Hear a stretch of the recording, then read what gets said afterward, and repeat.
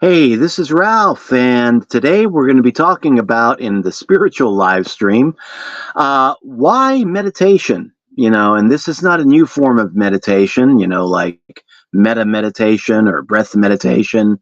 I'm not advocating doing why meditation, where we meditate on why. This is just answering a question, a basic question. Why should people practice meditation?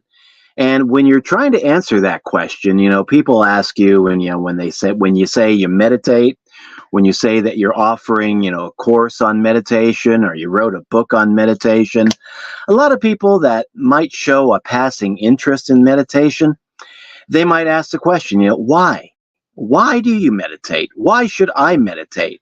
Why should I sit on my keister for 20 minutes at a time, focusing on my navel and getting all wrapped up in myself? Well, there are certain benefits to meditation. The highest benefit is just doing meditation out of love for meditation and connecting with the universe around you and being able to connect with the God of your understanding through the act of meditation and doing it not to seek power, not to seek benefit, but just out of love. And that is really the highest form of meditation that I know of, is just practicing meditation to connect out of love with the God of your understanding and the rest of the world around you. And, a lot of people will hear that and they'll say, well, that's nice and everything, but what other things can I get out of meditation? And so a lot of people, when they first explore the possibility of starting their own meditation practice, it's not with the high ideal that, I want to become enlightened. I want to become a great saint. I want to become a great sage. I want to be able to levitate off the seat of my bed when I'm meditating and just float through the neighborhood and impress all the neighbors. A lot of people, they want something more tangible. Like, they want peace. They want peace of mind. Maybe they've got health issues. Maybe they want to be able to lower their blood pressure, heal themselves of various diseases. And you know what? Meditation can also be helpful for those pursuits, for those practices. And yeah, in my own life, I have used meditation successfully to lower my blood pressure. 25 years ago, I was still a very active alcoholic. And I went to the doctor, and physically, my body was starting to become a wreck. My blood pressure was dangerously high. And the doctor said, okay, we need to put you on blood pressure medication because, yeah, your blood pressure is dangerously high. And I said no, because I knew why my blood pressure was dangerously high. I intuitively I knew. It wasn't because I had bad genetics, wasn't because I inherited a disease from my mother or my father. It was because I was an active alcoholic and I was drinking 12 beers a day minimum. On a good day, I would be drinking more like 18 to 20 beers a day. And so, yeah, I knew intuitively why my blood pressure was so darned high. And I also knew I did not want to be on medication for the rest of my life. So I began to explore other options. And one option was, maybe I can try to not drink so much. And that didn't work out because, yeah, I was a raging alcoholic at that time. I'm a recovering alcoholic right now. And so after some time of trying to explore different ways, taking vitamins, taking a lot of B supplements, trying to eat right and still drink a little bit, I began to see the wisdom in just not drinking at all. Now, I still drink water, yes. I still drink coffee, yes. But not drinking alcohol at all. And so I got involved in online AA, and I got hooked in to a couple of really great sponsors in online AA. And one of my sponsors recommended getting into a meditation practice. It's like the 11th step in AA, sought through prayer and meditation to improve our conscious contact with God as we understood Him, praying only for the strength, for knowledge, for of His will for us and the strength to carry that out. Roughly, that's the 11th step in AA is, continuing a practice of meditation. Now, you don't hear that taught very often in a lot of AA groups out there, but I got connected with some sponsors that dated back to the old days of AA, talking about 1930s, 1940s, 1950s, where they took all the steps very seriously. And these guys, I told them that I was thinking about starting a meditation practice. And I had this one old timer that said, "Yes, finally, we got a guy that speaks our language." And he said, yeah, do that. And I said, I want to be doing like about 45 minutes in the morning, and then about a half hour in the afternoon, and then maybe about another hour in the evening. And he said, "Ralph, that's perfect. This is what the old timers back in the Oxford group were doing. And very few people do that today." And he was saying, if you do this, if you remain committed to not drinking, following the steps of AA, keeping up with the meetings, and doing your meditation on that level, you don't need me as your sponsor. A monkey could be your sponsor. You just follow these practices and you're going to find success in your recovery. And so I took his advice. I committed myself to a path of meditation for roughly about 3 hours a day. Maybe not quite that, but about 45 minutes in the morning. And then on my lunch hour, would take about a half hour, 1/2 hour to eat lunch, another half hour to meditate. And then in the evening, before bed, I would sit down and meditate, put in about an hour plus in that period of meditation. And within 6 months, I was still sober. That was a milestone for me. Previous to that, in my recovery, I could stay sober for like a couple of days, maybe a couple of weeks. And then sadly, one of my favorite jokes would be, "Hey, baby, I've been sober now for 2 weeks. Let's have a beer and celebrate." Crazy thinking. But that was the level of thinking that I was in.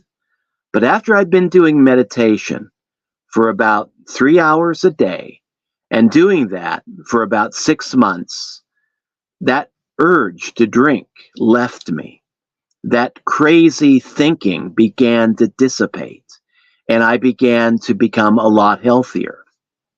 And I began to reconnect with some of the doctors that had tried to work with me in the past, and with some counselors who had tried to work with me in the past, because in the past I was a frickin' train wreck, okay? And they saw the recovery that I had made. They saw the level of health that I was beginning to exhibit, the level of mental clarity that I was beginning to show, the change in my attitude. And a lot of them were saying, "I don't know what you're doing, but for God's sake and your sake, keep doing it because it's working." And it was just a simple practice of meditation. Blood pressure dropped. Weight began to drop. Mental fog lifted. Mental clarity restored. Inner attitude changed. And I've been changing and growing ever since. And the more time that I spend in meditation, it's like the more benefit that I see in my life, in my relationships. I no longer have a wife that's considering divorce. We were on the verge of divorce for many years because of my drinking, because of the way I was behaving. We don't do that anymore. Now we have a happy relationship. Took years to build that happy relationship. Took years to restore that happy relationship, but we got it back. Not everybody can say that. It doesn't work out that way for everybody, sadly. But happily for me, it did. But I mean, there's just so many different benefits to meditation. It's like, yes, it can work wonders in your life if you choose to work it. But the greatest benefit of meditation, it's not low blood pressure. It's not serenity, although serenity is something to be valued. Yes. It's not losing weight. It's not getting in a better health. It's not beating cancer, although those are great benefits too that some people have reported after a meditation practice, extended long-term meditation practice. But the greatest benefit of meditation is a spiritual one where you just spend enough time in meditation where you no longer consider yourself a person of faith. Now, this may seem like heresy to some, but for years, I would consider myself to be a man of faith. I believed in God. And after being in the meditative practice now for several years, I no longer consider myself a man of faith. I don't just believe in God. I can now point to my personal experiences in meditation and say, I know in God. I know the God of my understanding. We've met in the practice of meditation. And so, yeah, I'm no longer in that boat where I say I have faith. I believe in God. I'm more or less like Carl Jung. One of the last interviews he gave, he was asked point blank, do you believe in God? And Carl Jung, who did a lot of work in psychoanalysis, in working with the archetypes, working in meditation, he had his own meditative practices that he would engage with, engage in ways that he would connect with the God of his understanding. And he said, no, I do not believe, I know. And when I first heard that interview, I was hit by the power in that statement. I do not believe in God. I know. And that was before I'd been meditating for any considerable length of time. I think I'd been in a meditation practice for about a year at that point when I first heard that Carl Jung interview on YouTube. And that impressed me. And I thought, boy, if that old boy could do it, I can do it too. And I just redoubled my efforts. It's just stayed in the practice of meditation for another year, another couple of years. And then I began to get to that point where, yes, I know there is a God, not because the Bible tells me so, not because the Bhagavad Gita tells me so, but because we've met in the practice of meditation. Yeah, there is value in scripture for sure. There's value in going to church if you're a churchgoer. There's value in that for sure. There's value in doing your spiritual reading of whatever kind. But there is also tremendous value in cultivating a very simple practice of meditation that will begin to open the door, go from the world of faith and belief to the world of certainty and knowledge. And yes, just get to that level of individual personal gnosis, where you know the God of your understanding exists because you've connected through the act of meditation. And I've known people that have started meditation practices just totally cold to the spiritual aspect, but they were doing it for physical gain. And they were committed to it. And they thought, okay, if this can relieve my high blood pressure, if this can relieve my insomnia, if this can grant me a certain level of serenity in my screwed up day-to-day life, then yeah, I'll do it.